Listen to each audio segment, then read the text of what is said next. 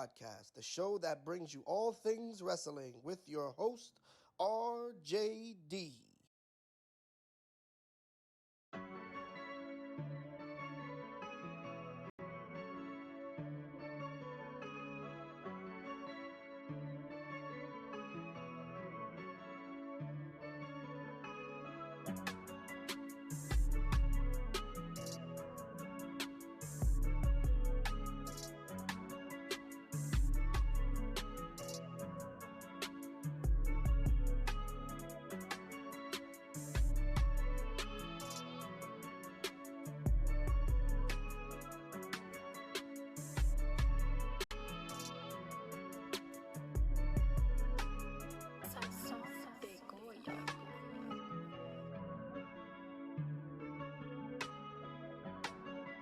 Perfect.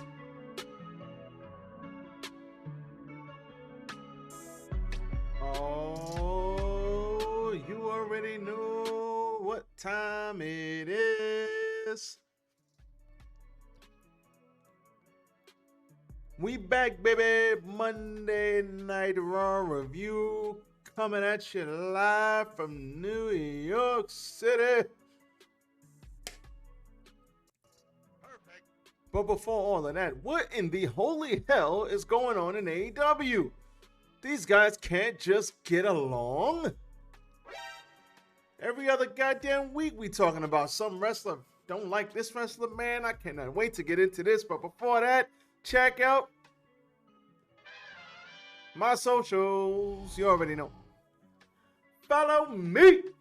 RJDRJ699 on Twitter, RJD_199 on Instagram, RJD199 on Snapchat, but most importantly, follow What the Wrestling on Facebook, YouTube, and TikTok. Follow What the Wrestling on Spotify and Anchor. Let us not waste any oh shit, coughing and shit. Let us not waste any more time. Let's go.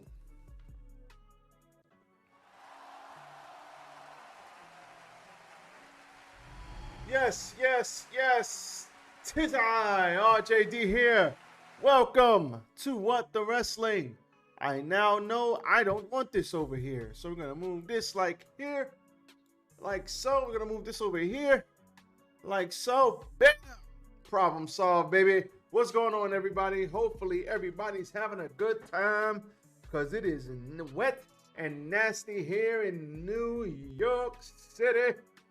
Not really feeling this weather right now, but it's all good. What are you going to do? What are you going to do? Mother Nature is unpredictable, and we have the remnants and the back end of that hurricane. What is it? Hurricane Ian, whatever the hell it's called. Hopefully I don't know how many people. A lot of stuff has happened down in Florida. I don't know the death toll. I haven't been paying attention to the news. But for all of those affected by the hurricane, please get well soon. For all the infrastructure damage, hopefully you guys rebuild quick. Not sure. Like I said, I'm not sure if there were any fatalities in the storm. But I hope everybody gets well when they can. Now, hit the goddamn like button. Like, comment, share, and subscribe to the channel. Y'all already know HBO, help a brother out. Yes, I am the brother you're going to be helping out. What the Wrestling? Follow me. Now, let's talk about Andrade El Idolo. Andrade recently had an interview where they asked him a series of questions asking him if he's had any issues with anybody. And he said, yes, Sammy Guevara. I was like, okay, let's see what's going on. And it's not pretty. So, previously reported, Andrade El Idolo recently detailed an issue backstage with Sammy Guevara in AEW during a recent interview with Mas Lucha. Andrade claimed that Guevara had complained about him hitting him too hard in the ring. And this prompted a response on Twitter, and it escalated quickly. Surprise, motherfucker. And it got very nasty. So, what had happened was, and I'm looking at the tweets here. So Andrade recently in this interview, and you can go look at the interview if you know Spanish. I don't know if it has subtitles, but just you could go look it up if you like. Andrade said he recently had an issue with Sammy Guevara. I'm paraphrasing here, saying yes. Guevara complained about him being too stiff. And Andrade said, listen, this is wrestling. If I hit you hard, you hit me hard. It is what it is. So, because of the interview, Sammy got tight. And Sammy tweeted at Andrade, you're a jobber, a favor hire. Be grateful, biatch. And Andrade responded, I said it to your face. Okay, this is going to be a little translation issue, but bear with me. If you had a problem with me and you said nothing, I won't beat your ass because I'm professional. Don't be scared. When I say something, I name names, and I'm not scared to get fired. Hashtag Sammy. Sammy then tweeted back, you didn't say shit to me, you liar. But here's some truth, you ungrateful prick. You would be jobless if it wasn't for your dad-in-law. That's a low blow. So we're gonna hit the button on that. Are you really mad at me or mad at yourself for failing to get over a second, in caps, a second time? Just go back to WWE like we all know you want to do and fuck off. And Jose tweeted after that, I was there and can confirm, I was there and can confirm this incident happened. Andrade El Idolo gave an honest interview about his thoughts on AEW, his upcoming Rampage match with his AEW career on the line, and more. Good thing no one, in parentheses, in AEW can translate Spanish to English. And this is and then Ricky Starks actually chimed in, but his tweet later got deleted. So it's like he tweeted and then was like, man, let me just let me just get rid of this. So Sammy Guevara even tweeted, where's his tweet? Not Sammy Guevara, my bad. Stupid. Ricky Starks tweeted after that and later deleted it. And I quote, man, can my co-workers just shut the fuck up for a minute? In response to the argument. So Andrade is not scheduled to be on the show tomorrow. We'll see if he ends up backstage. Roosh is scheduled to fight Hangman tomorrow on Dynamite. So we'll see what happens. But Jesus, goddamn Christ, these people, and man, for everybody involved.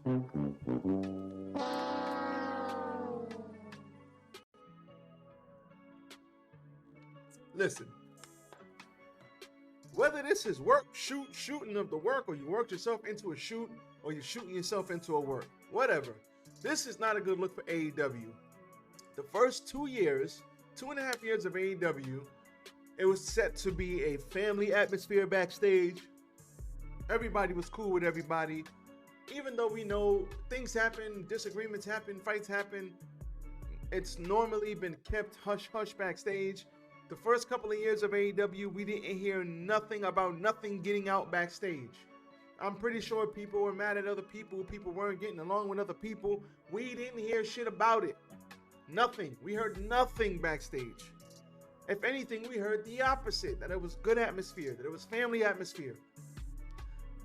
For the past 1.5 years, listen, nobody even knew Brody Lee was sick.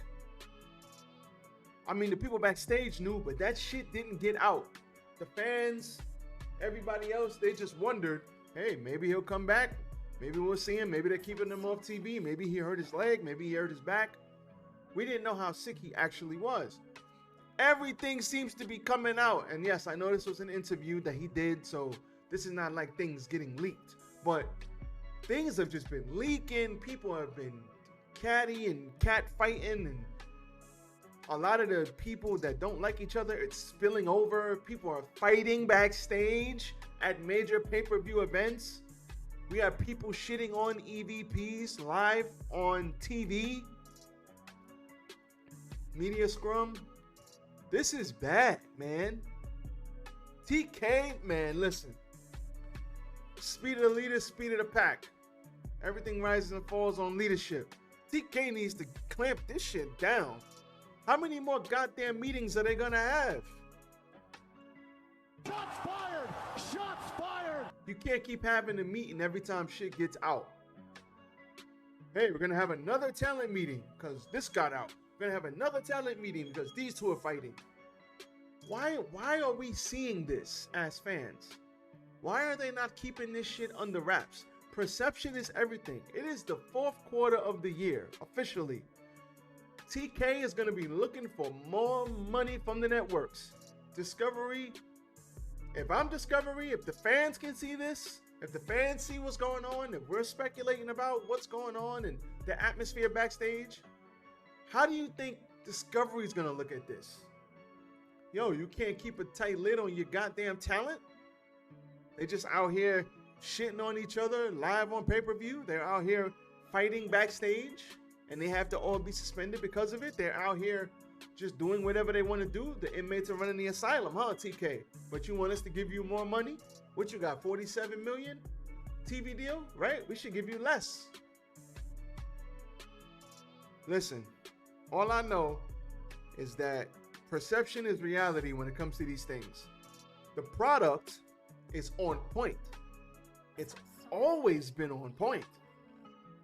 But you gotta wonder if what is happening right now with the wrestlers and the backstage fights and the shit that's been going on with the Elite and Punk and stuff getting leaked out and wrestlers doing interviews about, yeah, maybe I'll leave, you know, in a joking manner or not. Wrestlers shitting on each other, real or not, on social media, prompting other wrestlers to just be like, yo, can y'all shut the fuck up? Like, can we get to work? If I'm Warner Discovery, or is it Discovery Media? I don't know what it's called now since the merger. But if I'm Warner Media Discovery, I'm like, yo, bruv, you got to get a handle on this, like right now, because the first thing I'm looking at is, you can't control your people? Say what you want about WWE, they're not doing this dumb shit. The most you will hear about WWE talent is they go on social media and say, I have requested my release. That's the most you hear. But with TK, dudes are just doing what they want to do. Tell all, like, yeah, this is bullshit. This is bullshit. Like, man, TK needs to get a handle on this, and he needs to do it quickly. Because if he wants more money from Warner Media, he's gonna have to answer some very tough questions about how he's running his ship and how tightly he's running his ship. Because this does not look good in the eyes of, well, this will not look good in the eyes of Warner Media and in the eyes of the people cutting the checks for his company. So he needs to be careful, and the wrestlers need to understand this shit too. More money for AEW is more money for the wrestlers that they could potentially get.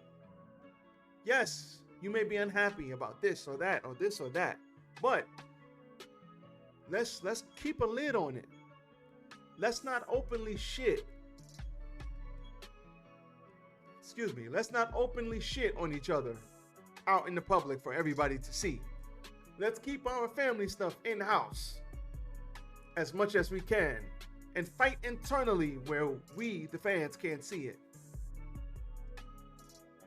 This is just now. What, you're going to have another altercation? I mean, Andrade said he's a professional, so I doubt it. But what, you're going to have another altercation with more people fighting? We got Kingston and Guevara. We got Guevara and Andrade. Come on, man. Come on, man. Not looking good. Not looking good. Emotional damage. Stop it. Get some help. Monday Night Raw. Let's run down this quick. We got Judgment Day coming out. And we got Who's Your Daddy Chance. And I saw an interview where Rhea said, if Dom wants mommy, Dom gets mommy. If Dom wants daddy, Dom gets daddy. And I was like, what? Fuck this shit, I'm out. Shout out to Rhea Ripley, man. I was like, what? That shit made me laugh, legit. Oh, man. Rhea Ripley and Dom, I'm loving this. Like, the memes that's coming out of it. Like, you got Who's Your Daddy Chance. I love it. Anyway, AJ Styles came up to interrupt Finn Balor because he's his friend. He's AJ Styles' friend. So Styles and Rey Mysterio came out. A brawl broke out. A break happened. After the break, they had themselves a good old fight. AJ Styles got worked over. There was interference. Rey Mysterio got knocked out on the outside. Still doesn't want to hit his son. That's going to be a big pay-per-view match when they actually do fight, because I think it will happen. They got to build to it, though. And we got a coup de grace, dead in the heart, or dead in the gut, to AJ Styles. Finn Balor for the win. AJ Styles pushes Rey after the match. He's tired of losing. Good job. I'm glad. Show me some emotion, baby. I love it. So, Judgment Day beat Rey and AJ Styles. So, good stuff here. Nothing wrong with that. We have Bobby Lashley backstage having an interview when Mustafa Ali approached him and said he wants to challenge him to a U.S. title match. And Lashley said, don't worry, kid. You keep hustling, you keep grinding, you'll get your match. And he starts poking him in the chest. He's like, I want my title match now, biatch. And he was like, you want an opportunity? I'm going to give you opportunity. And I instantly felt sorry for Mustafa Ali. After that, Sami Zayn was joking around with Jimmy Uso and Solo Sikoa, but Jay came up and was not happy because Jay does not like Sami at all. The Bloodline walked off together. They saw the Street Profits. And Sami Zayn said, next week, you will have to acknowledge Roman Reigns, so keep your ish in order because we run the place. And Montez was like, you don't run ish around here, player. And Jay and Jimmy were like, yo, yeah. He was like, you know what? You can acknowledge these. He was like, whoa, whoa, whoa, whoa, whoa. Stop it. Whoa. Dawkins was like, relax. This is a kid-friendly show, okay? We still PG. We're not TV-14 yet, okay? So after that, Jimmy and Jay got bucked. They was about to get loud. Solo stepped up and said, yeah, you want to finish that, homie? He said, and Dawkins said, listen, I'll take you on your night. What's good, player? And he said, sure, no problem. How dare you? I'll see you out there. And we did see Montez Ford in the boot. Now, I don't know if that's legit or if that's storyline. Hopefully, if it is legit, it's not too serious, and he'll be back when he is good and goddamn ready, and he's well, and he's okay. So, if it is real, speedy recovery to him. So, after that, we had Bobby Lashley versus Mustafa Ali for the U.S. title match. We had a 450 splash onto Lashley's arm, which was incredible. And the only thing that I didn't like about this match was Bobby Lashley kind of like stopped selling for him. Like, he wasn't selling the arm. And it was like the crowd wasn't into this. And you know what? To that crowd, I got something to say about that crowd. That crowd sucked. Like, they sucked. They really did. That crowd was trash all night. I don't think we got a lot of piped in crowd noise, but I would have loved the piped in crowd noise last night because Mustafa Ali had one hell of a match with Bobby Lashley. And because of the crowd, it just was missing something. Just like the women's match, Dakota Kai and the Poison Pixie, Candice LeRae. Same thing. Crowd was not into it, and those ladies put on a hell of a match. Trash. Trash crowd last night. Trash crowd. Yes.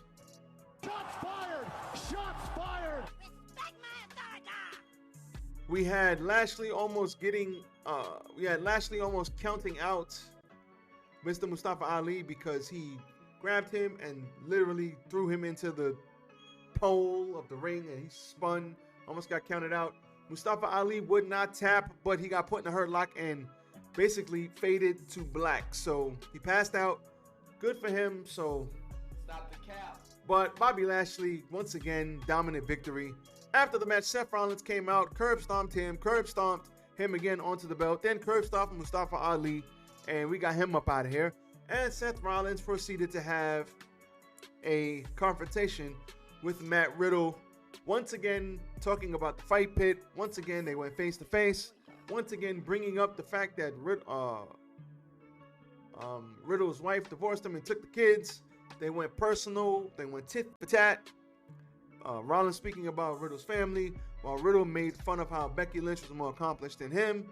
So, both of them. Stop it. Get some help. Good emotional damage back and forth. Emotional damage. And we had Daniel Cormier with a pre-taped interview saying they both need to get ready for the fight pit, and told them to knock it off and train before Rollins walked off. So Daniel Cormier, huge wrestling fan. If you know Daniel Cormier, you know that. So good for him for getting the referee gig. The fight pit I think they've had 2 fight pit matches. Both of them have been good. I expect this one to be good as well. I'm all for it. Perfect. Next, we had The Miz preparing for his birthday party, saying that the Dexter Lumis stuff is behind him, but Dexter Lumis was behind him, literally. So, you know what happened after that? You stupid. Gargano was walking down, making his way to the ring, and The Miz was nicely choked out, just laying there like Boo Boo the Fool. And Gargano looked at him and said, okay, I'm out. So, that was funny. Dakota Kai versus Candice LeRae was next, and they had themselves one hell of a match. LeRae tried for some early roll-ups, but Kai was outside trying for a dive, but Dakota dodged it. LeRae kicked her down on the outside, hit a crossbody, got her back in the ring. Kai hit some big strikes before a scorpion kick, but LeRae took her down with a big boot, started beating her up. Kai broke out of a submission move before being taken off the top rope. There was a little bit of botchery here. They were talking to each other a little bit, but they cleaned it up nicely. Bayley took a cheap shot at LeRae while the referee was distracted, and Dakota Kai took advantage and rolled her up for the win. Good way to sort of kind of protect Candice LeRae. Good win for Dakota Kai. They do need a win soon because they're about to, I think they're both fighting. Aren't they both fighting in Extreme Rules? If I'm not mistaken. I got to look at the match card. But good to keep this group with the momentum, as we will see by the end of the show. I really like Candice LeRae. Candice LeRae is a very, very good wrestler. And that woman can work. She just had a baby. She's in great shape. Shout out to Candice LeRae. Johnny Gargano was backstage. He found, like I said, he found the Miz passed out. Later got up and saw a message from Dexter Lumis in the corner before running away. Okay, that happened. Otis versus Johnny Gargano was next up. Johnny Gargano hit him with some big tornado DDTs, which looked beautiful, by the way. But the end came where Gargano was on the outside, hit a dive, was trying to get him back in the ring, but A-Town down, Austin Theory came and hit him in the back. And after he hit him in the back, Otis got the win. So, that sucks. Alpha Academy and Theory attacked Johnny Gargano after the match, sent him over the announce desk before Braun Strowman came out to make the save. Gable then fought Braun Strowman after that. This straight after the break, they got right into this. Otis was sent off running for interference. Gable got a near fall with a big slam before transitioning into an armbar. Transitioning an armbar into a slam, but it was countered. Gable took Strowman down with a splash, but Strowman got up, literally flatlined him. Braun hit a huge power slam for the win. Braun Strowman beats Chad Gable. This was okay. Nothing wrong with this. Bobby Lashley was backstage and said he would make Seth Rollins pay next week. So we'll see what happens when it comes to the fight pit. And then we had Bianca Belair and Bayley out there to sign the contract. But this was all a ruse because backstage, Belair's friends were getting beat up by Bayley's friends. And it wasn't even close. So then they started brawling real quick. But Damage Control continued to beat up Asuka and continued to beat up Alexa Bliss. And Bianca kind of threw Bayley around and then ran back there. They cut. After they cut, you had Alexa Bliss saying, "EO, you, me, tonight." ... So, after that, we had Solo Sikoa versus Angelo Dawkins. Very, very good match. This was probably the best thing on the show with the best storyline in WWE because we had a bunch of interference, which was the theme of this whole show. There was like interference in every goddamn match. But How dare you? we had Jey Uso out there with Sami Zayn. Sammy's trying to help and Jay's like, How dare you? and then we had Sami Zayn trying to help and we had Sami Zayn saying, How dare you? because Jay wouldn't leave him alone, Solo Sikoa is telling both of them, How dare you? you're going to cost me this match. But Sami Zayn, once again with the distraction to help Solo Sikoa win and beat Angelo Dawkins, who looked great, by the way. Angelo Dawkins is looking more and more impressive in there by himself. Just keep working hard, brother. We know you can wrestle just like Tez can wrestle. And now he's going with the whole no shirt thing, trying to get his body right, trying to get in shape. I'm all for it. I love it. I think Dawkins and Montez are charismatic as hell. And if Dawkins keeps, putting on good performances, keeps showing that, he's charismatic too, it won't just be the Montez Ford show. So, shout out to him. So, yeah, Solo Sikoa got the win. Theory was backstage with the Alpha Academy and made plans to take Gargano out for good. Edge cut an interview on the Titantron saying that he had a family now and that he was being selfish by still competing in the ring. He said he would do whatever he had to do again on Saturday at Extreme Rules, and no one could hurt him. No one could hurt him enough to say I quit, which means he's probably going to say I quit, because that's how these things go in wrestling. Fuck this shit, I'm out. Alexa Bliss versus Io Sky. We had the end came with Sky sent Bliss outside with the drop kick before they went to a commercial. After the commercial, Sky got a big boot and a backbreaker before taking a DDT and the Twisted Bliss. Belair attacked Bayley on the outside, who was distracting the referee, so that caused Alexa Bliss not to win, and was sent into the steps. Sky got the moonsault in the ring after another distraction, and she got the win, looking strong going into Extreme Rules. Afterwards, the heels stood tall, beating everybody up, and the tag team champions were on the side of the ladder, while Bayley was at the very top of the ladder with the Raw Women's Championship. And that is how your Monday Night Raw went off the air. So, all of that, all in all, decent go-home show. Don't know what's going on with this White Rabbit stuff. I mean, at this point, if Bray Wyatt doesn't show up, then it's just going to be like, literally, Stop the cap. Damn, son. why you do that to us? Emotional damage. Honestly, if he doesn't show up, I'll be tight. I'll really be tight. Get the fuck out of here. But all in all, this was your Monday Night Raw. It was a decent show, not perfect by any means. Not the surprise-filled shows. Not part of the surprise-filled shows we've been getting recently. But it was a good enough show that it was decent, and I am excited for this pay-per-view because it's Triple H, and I want to see how Extreme Rules is gonna go. So we'll see what happens. So with that being said, I'm out of here. It's raining outside. I got other things to do, other people to see. You heard me? But it is all good. Everybody be safe. I am out. Your Raw review will be up. NXT review up tomorrow. Tomorrow I got news on Cody Rhodes and how he was not scheduled to be WWE World Heavyweight undisputed champion of the universe during the Vince McMahon era, and they had no plans for him. I'll get into that tomorrow during the NXT review. Other than that, check out my socials one more time. You already know what time it is. I am out. Peace.